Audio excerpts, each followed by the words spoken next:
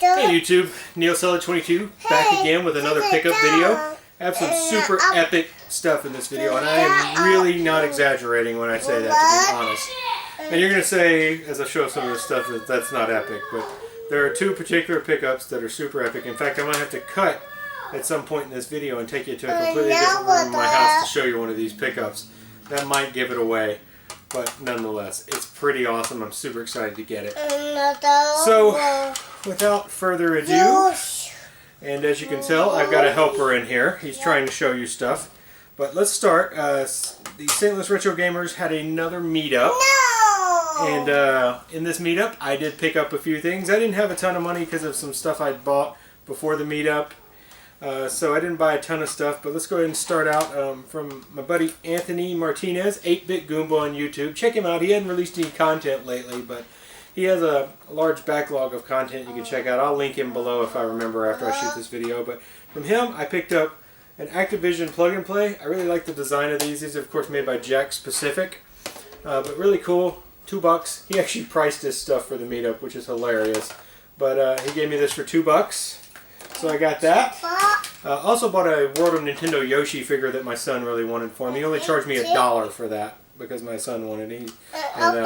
I can't say enough good things about my buddy Anthony. He's a good guy, and I really appreciate him doing that for me. Next, from my buddy Martin, who I owe a big one to for helping me recently. I picked up a few games. So he had Buck Bumble for the N64, which I didn't have. He got that at Goodwill, obviously, because there's a price sticker still on it, and which I knew he got it there. He told me he got it there. Then I got Adventure Island for the Famicom, of course. I'm really getting kind of into picking up some of these Famicom games here and there. And then I got Super Adventure Island for the Super Famicom, which is really cool. And lastly, from Martin, I got a TurboGrafx 16 game, which is a really cool game. Ninja Spirit. It's really awesome. If you ever get a chance to play this game, check it out, because it is a really, really cool little game. So definitely check it out. Not in the case, unfortunately, but, you know, I'll live. And from Aaron from the St. Louis Retro Gamers at the meetup, I got Mappy, which is one I've actually been wanting for a while. I just hadn't bought it, but he had it for, I think, $4 is what he gave it to me for. So that's excellent. This is released in the U.S. under a different name. It may even be a different game called Mappy Land on the NES. I think it's a little different game. And then from Anthony Martinez again, I got Soccer for the Famicom. Of course, you know, it's Soccer here too. It's a black box game. And that was $1. So that's basically what I got at the meetup. I did get one more thing at the meetup, but it's something I had worked out a deal before the meetup for. So, moving on, I picked up another NES title for my collection, and I got it at a V-Stock locally, which is Movie Trading Company in some places. But I picked up Puss in Boots, and that was $10, which I didn't think was a bad price. It's about retail for it, which are to be expected at a retail establishment. So I got that. Good to add that to the collection. Then at the Wentzville Flea Market, I picked up The Last Ninja, which I think I gave like $8 for that, which is about going value for it these days. So I was happy to get that. And then from Game Trader 2, which I know you guys know I mention all the time, I picked up a few titles. He had a large trade-in of some really cool TurboGrafx stuff. So I picked up a couple of games from that and a Genesis game from him. I think that's all. But anyway, for TurboGrafx 16, I picked up JJ and Jeff, which is a very weird, I don't know, I guess it's a side-scrolling platformer is what it's called. So I picked that up. And then I picked up actually a PC Engine game, which is of course the Japanese TurboGrafx 16. And I can't even play this, but it was a decent price and it's one I kind of wanted. This actually came out on NES as well, but obviously this is the better version. It's Image Fight, which is a shooter, of course, which the TurboGrafx is known for, so I had to pick that up. And then lastly, I picked up another shooter, which is kind of a Space Harrier type shooter on the Genesis, and that's Galaxy Force 2. Unfortunately, it's not complete, but it looks like a pretty cool type shooter game, so I was definitely okay with picking that up even though it wasn't complete. Then, another game from the St. Louis Retro Gamers meetup was Doom. Got that from my buddy Corey Blanton, and I was happy to get that. I said I wanted it a while back. I forgot. He got here and said that, hey, you wanted this game, so I was like, okay, here's some money. So I got that one. Then I hit some garage sales, which I have been striking out on garage sales, which is why you guys haven't really seen a video from me lately on my hunting videos. It's also been really cloudy, and the glasses I use to record my garage selling are sunglasses. So when it's cloudy, I look a little weird wearing those. But at one yard sale, or garage sale if you want to call it that, I got 2 Extreme for the PlayStation 1, Fighting Force for the PlayStation 1, Cool Borders 3 for the PlayStation 1. These are all complete and in really good shape. The Dukes of Hazzard with that stupid Greatest Hits green label, which it's kind of a shock. This was a Greatest Hits game. That's a super shock to me. And then I got the new Tetris, which is an interesting game. It's Tetris still though.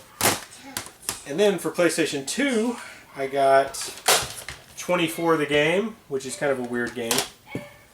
Call of Duty Finest Hour. None of these are complete, actually, I don't think. Yeah, well, actually, this one is. And History Channel, Civil War, A Nation Divided. So I picked all those up at a garage sale. And then they had this little container here. And I'll tell you, there's 2 things in this container that I sold on eBay to make these other purchases. And I wasn't intending to sell them, but then these purchases came up, so I was like, yeah, they gotta go. There was actually a GBA SP, which was a 101 model, so it was the better model. So I sold that off. I got good money for that. And then there was a Nintendo DS Lite with silver model, and I sold that off. I didn't make anything off that hardly. But then there were some games in here. So actually, there was a National Treasure UMD, Grand Theft Auto Vice City Stories, which is cool. I didn't have that one. Monster Trucks for the GBA. Lion King for the original Game Boy. PlayStation 2 memory card. I believe a PlayStation 1 memory card. Could be a PlayStation 2 memory card. Kind of weird, like a micro SD adapter with no memory card in it. And a Powerpuff Girls game. Just what I've always wanted. And lastly, this is the best one out of the bunch. Classic NES series Donkey Kong for the GBA. So that's pretty cool. Alright, and then I went into Five Below, which is like a dollar store, but everything's below $5 as opposed to $1. And they had Metal Gear Rising Revengeance on the Xbox 360 for $5, so I went in and picked that up. And I think I picked up a 3DS game for my son, which was, I don't know, Bakugan or something like some one of those games. Or Beyblade, that's what it was. It was Beyblade. I went with me because he's got it in with his games. Then lastly, I saw a Facebook posting, and they said PlayStation 1 with some games. So I asked them what the games were, and they came through with a list of games, and I was like, there was one game in there, I was like, oh, okay, it's worth taking a chance on. Well, I went and picked it up, and it's still, I mean, I got it for $20, so it's still worth it, but the game that I was picking it up for ended up not being particularly what I thought it would be. They had said they had Tomba. As you can tell, this is not the PlayStation case for Tomba. This is a Tomba Tembo disc. Tomba's worth about $40 to $50, so I thought I was getting a good deal and getting a great game, but I got a demo for a great game instead. So that's the way Game Chase and Go, as the Game Chasers would say. But I did get some more games, so it wasn't a total loss. I got WCW Nitro, which is actually a good game. NFL Game Day 2003, which is of course garbage. A Jam Pack for the PlayStation 1.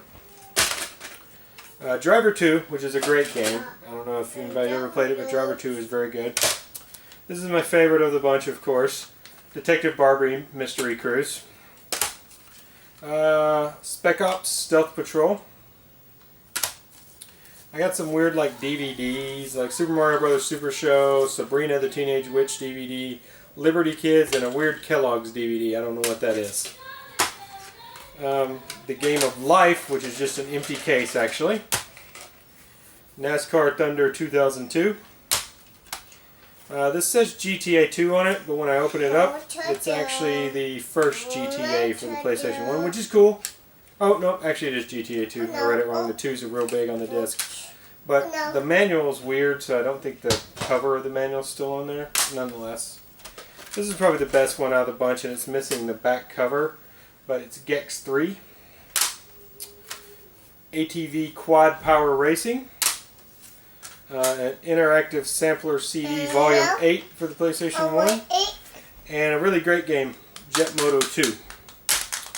So I got those with all this. And then, now that we're down to the last of the pickups, this is going to be one of the big items I got. I've got it in a case here because it's a rare game that I didn't have, and my buddy Charlie Ratcliffe had this game and he was looking to sell it, so I told him I want it. I actually still owe him some money on this. I'm kind of paying him over time, which he said he was okay with because this was pricier, but it's Zombie Nation for the NES. So this is a very pricey game, very rare, hard to find game, so I was super happy that he was willing to sell it. I jumped on it when he was ready to say, well, it took me like a day to decide I was going to do it. I had to really think about it because it's so freaking expensive of a game. But I'm okay with paying what he charged me for it. I'm not going to tell you what I paid for it. It's just, suffice to say, he got a good deal and I got a good deal. And I paid fair value for the game for sure. So that's my pickups game-wise, I guess you would say. But I've got one more pickup. I'm going to cut the video right here and reopen the video in a different room and show you my my other big pickup. It actually, the other big pickup costs less than this Zombie Nation actually. So I'll cut right here and I'll be right back. So here it is. The rest of my pickup this week. Past 2 weeks actually. I just got this yesterday. Just got it in the house yesterday. It's a Play Choice 10. It's a Nintendo arcade cabinet if you didn't know. I think most of you probably know. Sorry about the glare in my chandelier. This is in my dining room right now. The chandelier here is like a 5-bulb. It's like hanging right here. So it's causing a big glare on the screen. Suffice to say, this thing is awesome. It's in really good shape. It's one of the dual monitor versions of it, of course. So up here you've got directions on how to play. And then down here we've got Super Mario Brothers playing right now. And just to show you, we'll reset it. And it's got 10 games built in. And these aren't like cartridges. These are like little boards, like open boards that hook into the arcade board in this machine. So right now we've got Super Mario Brothers, Russian Attack, Trojan, Baseball, Rygar, Duck Hunt, Double Dragon, Golf, 1942, and Mario Brothers. So I was very happy to get this. I've been wanting one for a long time. It's my first arcade machine. As you can see, it's got the gun. The gun's very dirty right now. I need to get a good clean in on this. So some guys had this in his living room for like 15 years is what he told me. And he was ready to get rid of it. Gave me a freaking great price on it. I was super happy to get it for the price I got it for. And now it's in my house. And I'm very happy to have it. And yeah, so that's it. And as you can see, I'm going to be moving this into the game room at some point. And anyway, thanks for watching. Like, comment, and subscribe. And I'll see you next time.